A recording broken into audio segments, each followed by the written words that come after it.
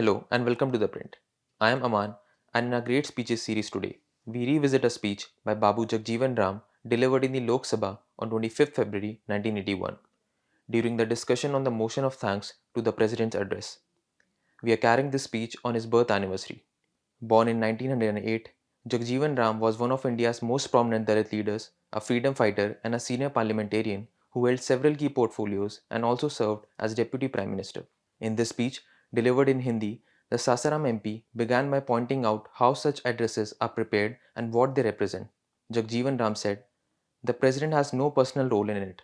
Whatever the government writes and gives him, he has to deliver. Any government has the right to rejoice over its so called achievements. But the question is this: when the condition of the country deteriorates, it deteriorates for Congress supporters as well. When prices rise sharply, you cannot claim that only non Congress people will be affected." End quote. From there, he turned to what he saw as the gap between official claims and the situation on the ground, especially on law and order and the condition of minorities and weaker sections. He said, "The law and order situation in the country is deteriorating. Communal riots have taken place in different places, which has created a sense of fear among minorities. The increasing atrocities on weaker sections are such that any civilized society must hang its head in shame." End quote. Jagjivan Ram then identified what he considered the central issue facing the country. He said, "If prices rise and the economic situation worsens, it can be managed.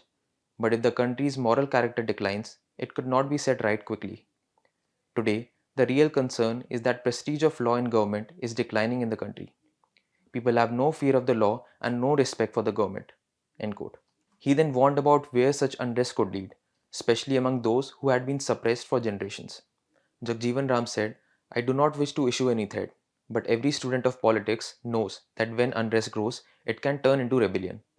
It is unfortunate for this country that no such rebellion has taken place here. No revolution has occurred. Changes have come without revolution. But today, society has begun to shift. Among those who have been suppressed for centuries, there is a stirring and awakening. They too want to rise. How long will you keep them suppressed? You cannot silence their voices by labeling them Naxalites in one place and antisocial elements in another." End quote. He then referred to the situation in Gujarat, particularly the violence around reservation, and made it clear that this went beyond simple political opposition. He said, "If one describes what is happening in Gujarat today, it will make one's hair stand on end. There is protection for scheduled castes, for scheduled tribes, and for backward classes. In these backward classes, there are Hindus, Muslims, and Christians. That protection is being opposed. If it were only opposition, it would have been understandable. But it is not just opposition. There are efforts to eliminate people belonging to these sections." End quote. He then referred to reports emerging from the ground and what they revealed about the nature of social divisions. He said, "The atrocities on scheduled castes today are being committed by their own co-religionists, not by people of other faiths." End quote. He also addressed how such issues were often handled in public discourse. He said, "This is a social disease. Covering a wound with silk does not hide it. The wound remains. This disease exists in all parties, in all sections of society. Do not cover it. Let it be exposed." End quote. From there, he shifted to the question of governance and what representation actually meant in a democracy. He said, "Representation in governance is not an economic issue. It means whether every section of society participates in administration. If they do not, then there is a ruling class and a subject class. Democracy cannot function like this." End quote. He extended this argument to minorities and their place within the system. He said, "Muslims must be given participation in governance. They must feel they have a share in administration, not tokenism, but real participation.